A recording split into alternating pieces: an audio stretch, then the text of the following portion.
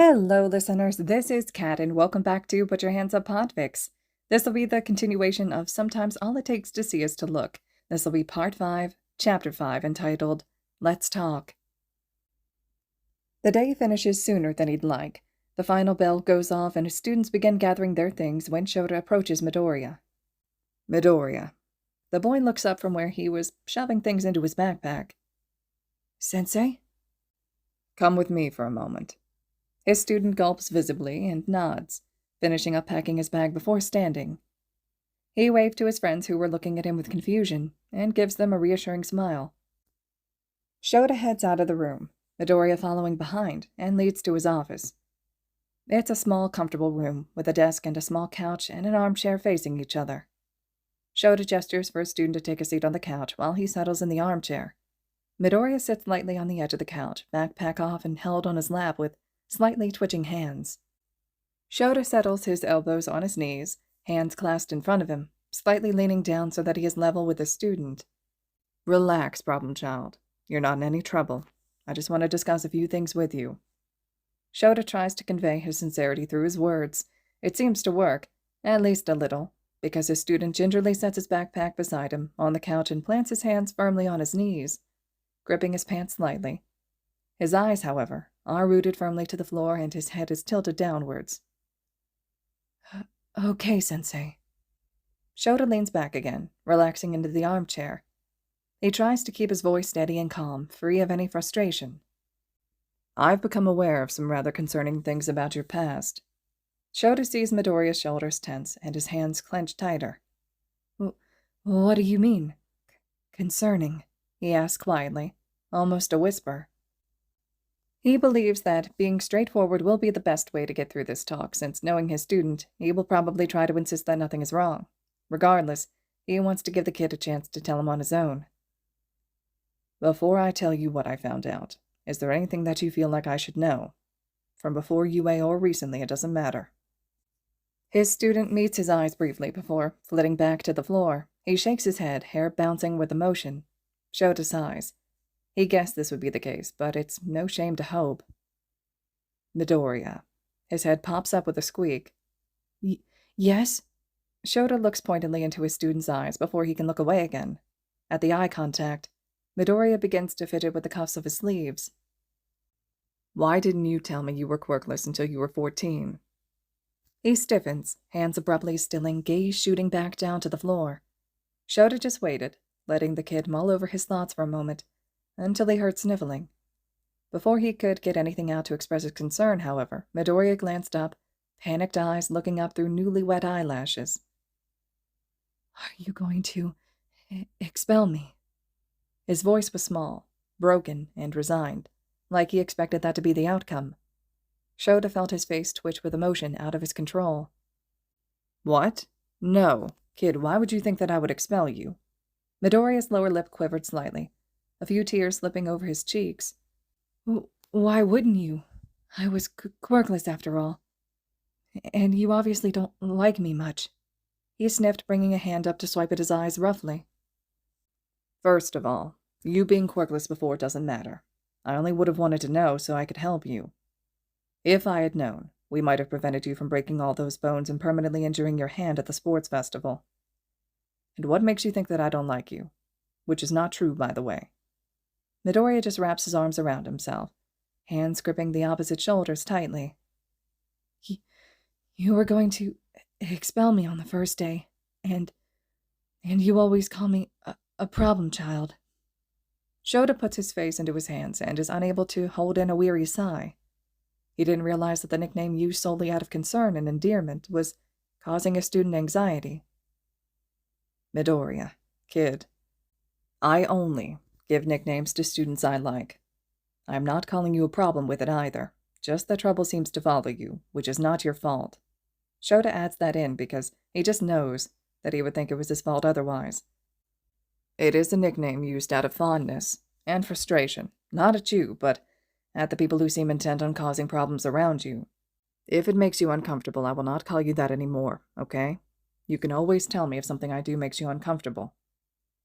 His student merely blinks up at him owlishly, eyes glistening still with unshed tears. Then he lets his brow crease slightly in confusion. And, Shouta continues, I didn't know you hadn't yet had your quirk for even a year during the apprehension test on the first day. I only expel people with zero potential, so when I saw you couldn't control your quirk, it was my assumption that you'd had it all your life, but were too lazy or arrogant to train it. You ended up showing me your potential anyways, but that brings me back to you not telling me you were a really late bloomer.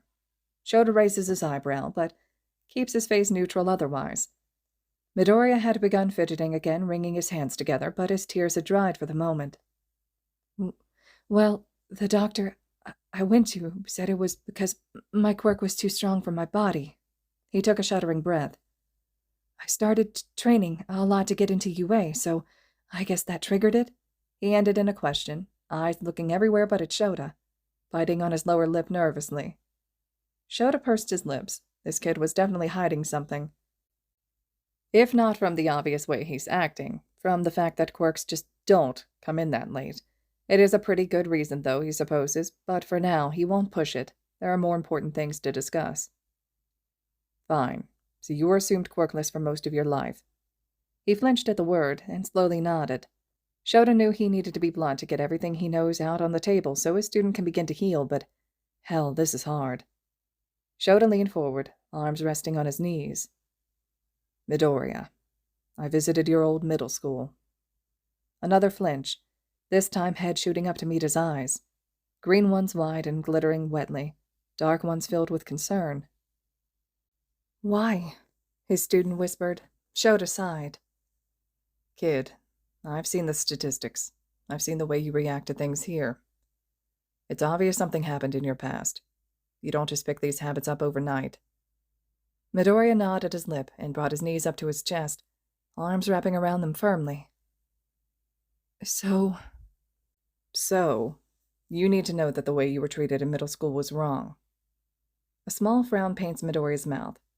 Shouta raises an eyebrow and makes eye contact, searching. You do know it was wrong, right?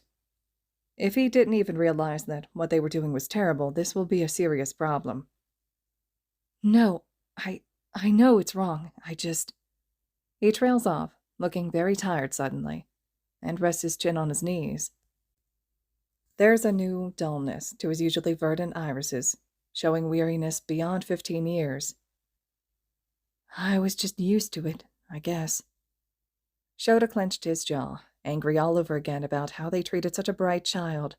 A child. You shouldn't be. Midoriya chuckles out a bitter laugh that is so unlike the kid he knows in class. That's just how it is if you're quirkless. But it shouldn't be. No one deserves to be judged based on something they can't control. You didn't deserve to be heard, Midoriya. His student began sniffling again, fresh tears pooling in his eyes. He mumbles something almost unintelligible, but Shouta makes out something along the lines of, "But I was useless." A new wave of anger rolls over him. You are not useless. Midoriya lets out a tiny squeak, presumably at his deprecating thoughts being heard. Listen to me. You are not useless. You were not useless. Like I said, quirks don't define you. You said it well in class last week. They are just tools to help us be better, but the lack of one doesn't mean you can't be better. His eyes begin to waver, a hand coming up to paw at the tears flowing down already tear-stained cheeks. I know. It's just so hard to remember sometimes. He chokes out a sob. The first time I was told I was actually worth something, that I could be a hero, was when I got a quirk. No one thought I could do it until then. Why? If quirks don't define you, why couldn't I be a hero without one? He sobs into his knees, face hidden, hands tugging at green curls. Shouta feels a tightness in his chest as his heart breaks for his student, a child who not only never had anyone believe in him, but who was actively beaten down and told he was worthless. Why are people so insistent on destroying every ounce of light in the world? Shouta gingerly reaches across the table and pulls Midoriya's hands from where they're pulling at his hair, before pulling him into a gentle hug, arms loosely wrapped around his shaking shoulders so he can pull away if he needs to. Midoriya's breath hitches, and he freezes for a second before another sob tears its way out of his chest. and he's reaching to latch onto Shouta.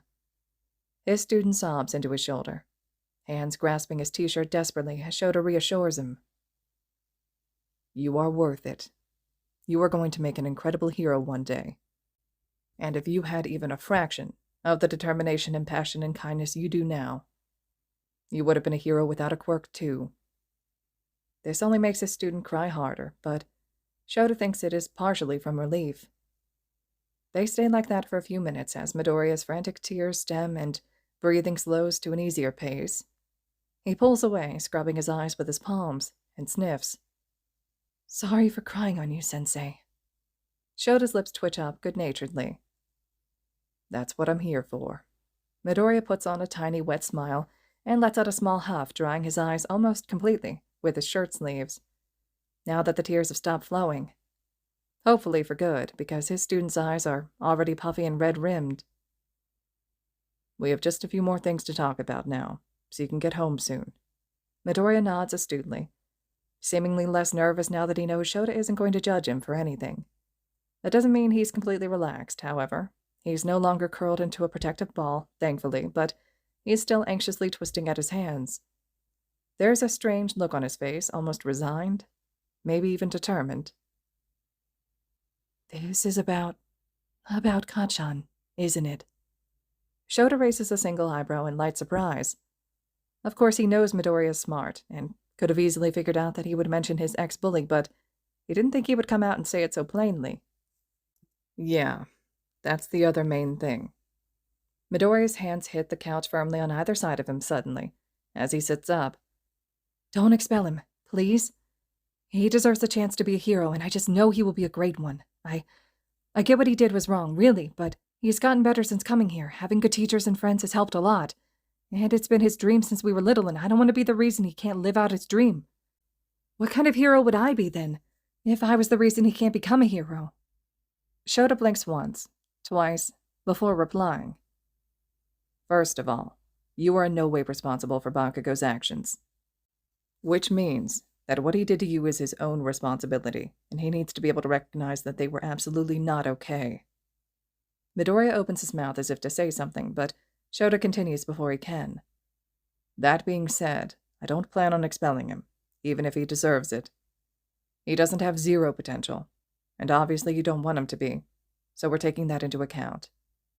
That doesn't mean he will not be punished, though, okay? What he did was wrong, and he, frankly, should not have gotten into UA had anything he's done been on his record. Midoriya worries on his bottom lip. Besides, Shouta continues, he used his quirk on you, which is illegal, by the way, didn't he? His student tenses, shoulders hunching slightly. Shouta suddenly has a thought that he sincerely hopes isn't true. You don't. He pauses and softens his voice. Do you have scars? Midoriya flinches at the word, answering the question silently, and God, Bakugo sure deserves what's coming to him, and maybe, Shouta takes a little glee in that. It wasn't, he didn't use it very often, just once or twice, and I only have one. His student fidgets for a minute before something steely sets in his shimmering irises. Midoriya gingerly reaches up and unbuttons the top few buttons of his uniform, then shrugs the shirt off of his left shoulder. And Shouta has to refrain from crying out in bitter anguish for what happened to his student so unjustly. The scar sits on the slope from his neck to his shoulder, just above his collarbone. It's not a bad scar. It's pretty small and just barely noticeable, but it's there, and the fact that it's there from his fellow student, whose quirk is very distinct and capable of creating the palm-sized starburst of lightened, slightly raised flesh that mars a teenager, a child, is heartbreaking. After what feels like an eternity, but is probably a few seconds, Midoriya returns his uniform to where it was, effectively hiding the evidence of his past, and returns to fidgeting, looking nervously at Shouta, who is yet to say anything. He blinks a few times before realizing he's probably making his student more anxious with his silence. Thank you for showing me. He reaches his arm forward, slowly telegraphing his movement, placing a gentle hand on his student's shoulder, the one without the scar.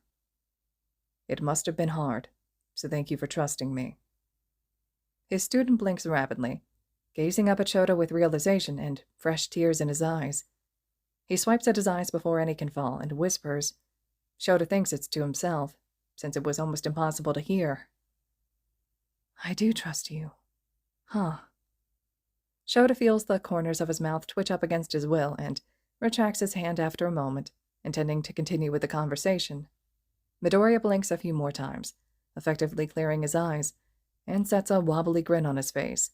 It's small, but it's there, and it's sincere. Now we just have the matter of getting you the help you deserve. His student's head tilts to the side, definitely not adorably, in question. Like, therapy? His face scrunches in confusion at Shota's terse nod.